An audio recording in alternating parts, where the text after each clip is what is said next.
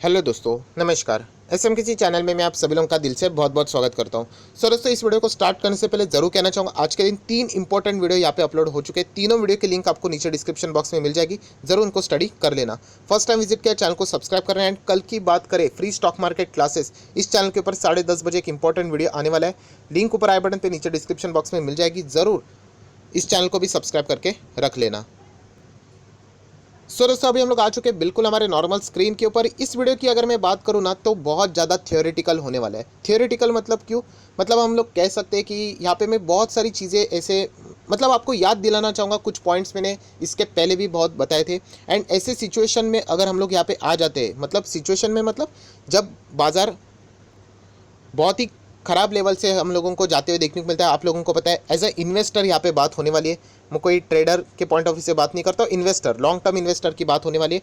And आज जब बाज़ार इतने अच्छी तरीके से हम लोगों को वापस चलते हुए देखने को मिल रहा है, मतलब आपको पता है कि अभी जो पुराना हाई था समवेयर अराउंड 15,300 के आसपास, में एक बार चेक कर लेता हूँ एग्जैक्टली कितना था। सो उसी के करीब हम लोगों को यहाँ पे देखने को यहाँ पे मिल रहा है। आप लोग यहाँ पे देख सकते हो। अगर मैं 6 महीने का चार्ट पैटर्न ओपन करूँगा तो ये देखिए, अगर आप देखोगे तो रफली मैं बात करूँ 15 फेब 2021 के आसपास 15,314 के आसपास हम कह सकते हैं। मतलब वहाँ पे जो बाज़ार था, वापस हम लोग को इसी लेवल पे आते हुए यहाँ पे देखने को मिल रहा है। सो एज ए इन्वेस्टर जो कुछ पॉइंट्स मैं आप लोगों को बार बार बताता हूँ, जो 250 डेज रहता है उसमें से 230 दिन राइट इन्वेस्टर के अगेंस्ट रहते हैं, बट 20 दिन अगर मैं बात करूँ तो आपके फेवर में रहते। तो बहुत सारे लोग जो कि पुराने शेयर होल्डर्स है राइट, जिन्होंने अभी अभी निवेश किया है, तो अगेन कहना चाहूँगा आपको ज़्यादा कोई फ़ायदा नहीं होगा राइट, क्योंकि अभी अभी अभी आप मार्केट में एंटर किए हो राइट। बट जो पुराने शेयर होल्डर है, शायद से उनको अभी इस फॉर्मूला का अंदाज़ा यहाँ पे आता होगा कि बाज़ार में अगर आप एक इन्वेस्टर हो, एंड खास करके लॉन्ग टर्म इन्वेस्टर, तो बाज़ार में जो मैं बार बार आप लोगों को यहाँ पे बोलता हूँ कि यहाँ पे क्यों होल्ड करना चाहिए, शायद से आप लोगों को इसका इंपॉर्टेंस अभी पता यहाँ पे चल गया होगा राइट। क्योंकि जैसे मैंने आपको बताया था कि मैंने एनालिसिस किया था कि रिटेल इन्वेस्टर की सबसे बड़ी प्रॉब्लम क्या है। इवन दो अच्छे शेयर्स भी पिक करते तो उनकी एक ही प्रॉब्लम होती है, वो होती है डर। डर मतलब मार्केट क्रैश हो गया, रिटेल इन्वेस्टर बाहर। सो अगर वो होल्ड करते प्रॉपरली तो ज़रूर उनका पैसा बनेगा, क्योंकि बड़े इन्वेस्टर भी ऐसा ही करते हैं। हाँ, हम लोग कह सकते हैं उनके फंड्स हेज बीज सब कुछ रहता है, बट उसके बावजूद अगर नहीं भी करोगे फिर भी आप लोगों का प्रॉफिट यहाँ पे होगा ही होगा। एंड ये आप लोगों ने ज़रूर एक्सपीरियंस किया होगा कि अगर आप टफ टाइम में बाज़ार में यहाँ पे खड़े रहते हो तो आपको ज़रूर बाज़ार में अच्छे खासे रिटर्न्स देखने को मिल जाते हैं। क्योंकि बाज़ार, जैसे मैंने आपको ये बताया था, ये ग्राफ हमेशा याद रखना दोस्तों। जैसे मैं हमेशा कहता हूँ, ये देखिए, ये कभी भी मार्केट ऐसा टॉप पे सीधा नहीं जाएगा। वो अप्स एंड डाउन्स के हिसाब से ही हम लोग को हमेशा चलते हुए देखने को मिलता है, बट फाइनली वो जाएगा ऊपर। आज भी ऊपर जाएगा, कल भी जाएगा, हम लोग रहेंगे नहीं रहेंगे, बट फिर भी बाजार की जो चाल है वो अपसाइड पे ही हम लोग को देखने को वाली है। एटलीस्ट इंडियन मार्केट की मैं बात करूँ तो, क्योंकि ये इमर्जिंग मार्केट है राइट, हम कोई जापान का मार्केट नहीं है राइट। सो ये चीज़ हमेशा आप लोगों ने यहाँ पे याद रखनी है, जो मैं बार बार कहता हूँ। एंड ये इस टाइप के वीडियोस में कई फर्स्ट टाइम नहीं बना रहा हूँ, इसके पहले भी मैं 2 से 3 बार बना चुका हूँ। जब भी मार्केट ऐसे टॉप लेवल के करीब आ जाता है या फिर नया हाई लेवल बनाता है राइट, तो ये पॉइंट्स का आप लोगों ने भूलना नहीं होता है। क्यों नहीं भूलना होता है? क्योंकि देखिए, ये हमेशा ऐसा नहीं होता है कि बाजार में दिवाली रहेगी, कभी ना कभी वापस गिरावट आएगी, अच्छा खासा करेक्शन भी होगा, एंड होना भी चाहिए। उसको हेल्दी करेक्शन बोलते हैं, क्योंकि जितना करेक्ट होगा बाजार उतना ही वापस ऊपर जाने के लिए रेडी हो जाता है। उस टाइम पे आप लोगों ने इन पॉइंट्स को भूलना नहीं चाहिए, जो कि आप लोग नोट करके रखते हो कि आप लोगों ने वर्स्ट टाइम पे यहाँ पे बाजार में हिम्मत दिखाई, खड़े रहे अपने स्टॉक्स के साथ, एंड आज वो आपको अच्छे दिन दिखा रहे हैं। एंड ऐसे बहुत सारे लोगों के साथ अभी प्रैक्टिकली हो रहा है। एंड कमेंट सेक्शन से ये चीज़ें समझ में आती है, जो कि मेरा मेन टारगेट था इस चैनल को ओपन करने का, कि रिटेल इन्वेस्टर को ये हिम्मत होनी चाहिए बाजार में होल्ड करने की। देखिए, 3 से 4 बार अगर समझ में आ गया ना उनको कि बाजार गिरने के बाद वो खड़ा रहता है, फिर 5th टाइम रिटेल इन्वेस्टर को बताने की ज़रूरत नहीं, वो ऑटोमेटिकली यहाँ पे खड़े रहेंगे। एंड ये भी मैंने उनको ये भी बताया था कि अच्छे स्टॉक्स में आप लोगों ने यहाँ पे खड़ा रहना है, फिर चिंता करने की ज़रूरत नहीं। अभी बाजार वापस टॉप लेवल पे देखने को मिल रहा है, अच्छी खासी रिकवरी देखने को मिल रही है, बहुत सारी चीज़ें यहाँ पे हो चुकी है। अगेन वही सवाल आता है, सर ऐसे टॉप लेवल पे आने के बाद ज़रूर डर लगता है कि वापस बाजार नीचे चला जाएगा, अच्छा खासा पोर्टफोलियो हरा भरा देखने को मिल रहा है, वो भी वापस नीचे चला जाए।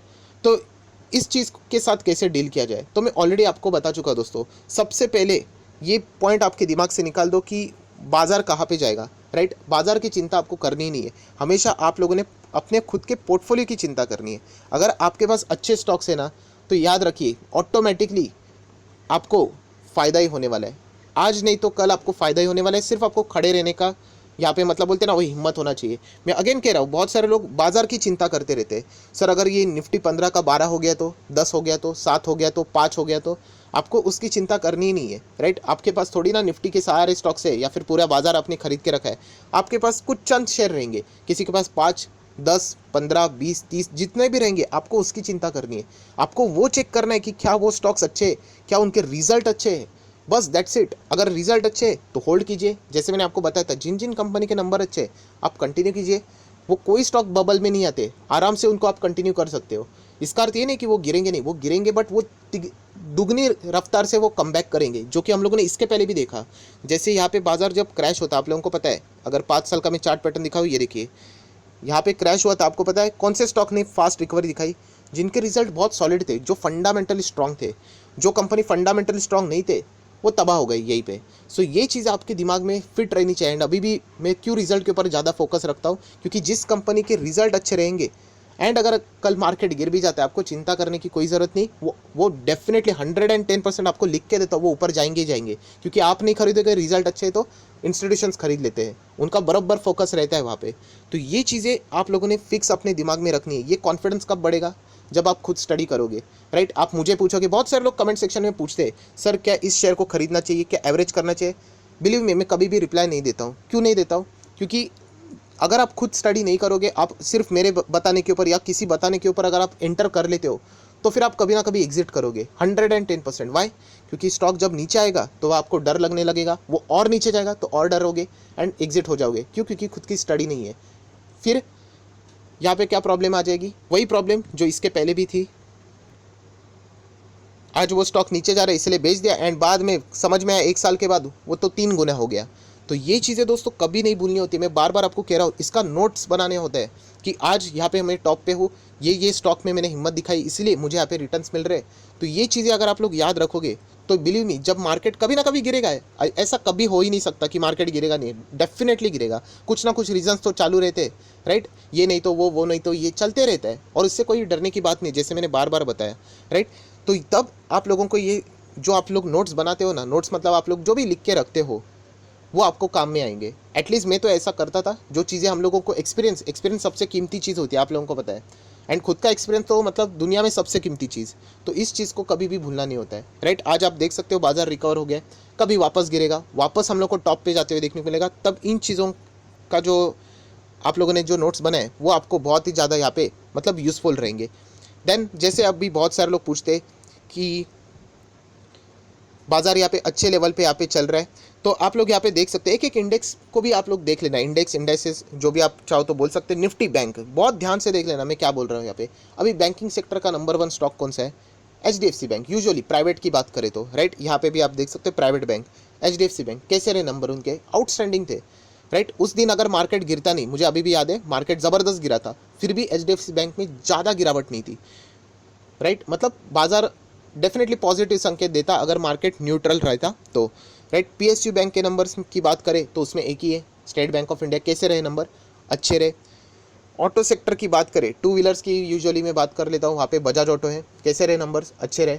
टाटा मोटर्स की बात करें, कैसे रहे नंबर? अच्छे रहे। बाजार को पसंद नहीं है वो अलग बात है। देन अगर हम लोग यहाँ पे बात करें other financial services, Bajaj finance के नंबर कैसे रहे? आपको खुद याद होगा क्या गजब की रैली दिखाई थी, बजाज फिंसो में भी रैली थी, अच्छे नंबर्स रहे। FMCG की बात करें, नंबर 1 स्टॉक कौन सा है? HUL है। नंबर कैसे रहे? आउटस्टैंडिंग रहे। मैंने लिख के भी बोला था, यहाँ पे भी लिख के बोलता, आउटस्टैंडिंग नंबर थे। सर तेज़ी नहीं आ रही, फ्यूचर में आ जाएगी, राइट। सो ये पॉइंट आपको याद रखना है। निफ्टी IT, अभी एक स्टॉक का नाम लेना ही गलत रहेगा, पूरा सेक्टर के ही नंबर्स अच्छे रहे, राइट।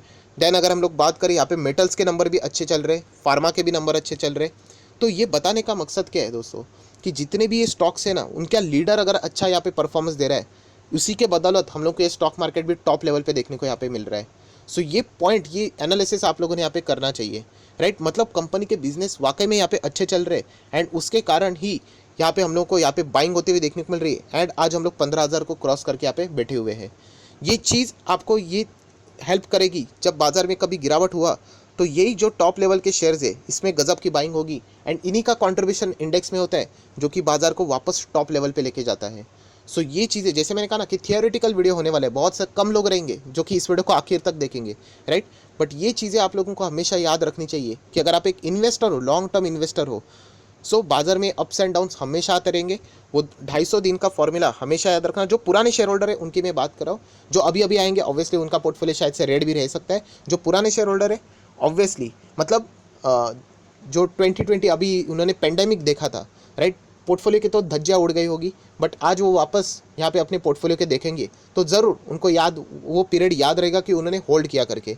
सो ये हमेशा याद रखना, 250 दिन में से 230 दिन हमेशा इन्वेस्टर्स के अगेंस्ट रहते हैं। इसका मेंटली प्रिपेयर्डनेस होना चाहिए कि अगेंस्ट ही रहेंगे। आप लोगों ने अभी अभी एंटर किया है ना, अभी अभी मिठाई नहीं मिलेगी, अभी अभी हलवा नहीं मिलेगा, आपको 230 दिन टॉर्चर ही होगा कि नीचे जा रहा है, नीचे जा रहा है, नीचे जा रहा है, बट 20 दिन जब वो भागेगा ये 230 दिन का रिटर्न आपको देके चला जाएगा। एंड ये होता है, ये हमेशा मैंने ऑब्जर्व किया। जैसे मैंने कहा ना, ये सारी चीज़ें एक्सपीरियंस से मैं आपके सामने यहाँ पे शेयर कर रहा हूँ। तो इसीलिए कहा अगर आप एक इन्वेस्टर हो तो ये पॉइंट्स आप लोगों ने लिखना चाहिए, क्योंकि अगर आप लोग भूल गए ये चीज़ तो फिर कोई फ़ायदा नहीं, राइट। तो बस यही चीज़ आपको याद दिलाने के लिए ये वीडियो मैंने यहाँ पे बनाया था कि इन्वेस्टमेंट का फ़ायदा क्या होता है, राइट। बहुत सारे लोग इसके पहले ट्रेडिंग की ओर ज़्यादा फोकस रखते थे। ट्रेडिंग बुरी बात नहीं है, राइट, बट जो सपने दिखाए जाते हैं अननेसेसरली खुद के फ़ायदे के लिए कि 1 करोड़ कमाओगे, 2 करोड़ कमाओगे, कुछ नहीं होता उसमें। मैंने भी आपको प्रूफ करके दिखाया था। हाँ, आप इन्वेस्टमेंट करोगे तो डेफिनेटली आपका कॉन्फिडेंस बढ़ेगा, तो आप थोड़ा रिस्क बढ़ाकर भी यहाँ पे डेफिनेटली अच्छा खासा रिटर्न भी कमा सकते हो। तो जो भी यहाँ पे जो पुराने लोग थे, राइट, ये चैनल बिल्कुल फ्री है, आप लोगों को पता है। यहाँ पे जो भी लोग यहाँ पे मतलब पुराने हैं तो उन्होंने ये सारी बातों को भूलना नहीं चाहिए, नोट करके रखना चाहिए। क्योंकि याद रखिए, आज बाजार में जैसी गिरावट हुई थी, रिकवरी हुई है, तो वैसी गिरावट कभी ना कभी फ्यूचर में होगी। तो तभी भी डरना नहीं, इनफैक्ट उस लेवल पे खरीदना होता है, तो आपको फ्यूचर में जाके अच्छे खासे रिटर्न्स ज़रूर मिलेंगे। सो जैसे मैंने कहा, थियोरेटिकल वीडियो था, ज़्यादा प्रवचन था इसमें, बट काम का प्रवचन था, ऐसा मुझे यहाँ पे लगता है। अगर आपको वीडियो अच्छा लगे तो ज़रूर लाइक एंड शेयर यहाँ पे कर देना। सो बाकी लोग भी इससे कुछ ना कुछ यहाँ पे अच्छा खासा सीख सकते हैं। So that's it, thank you very much दोस्तों। We will be meeting our next video. तब तक के लिए बाय बाय।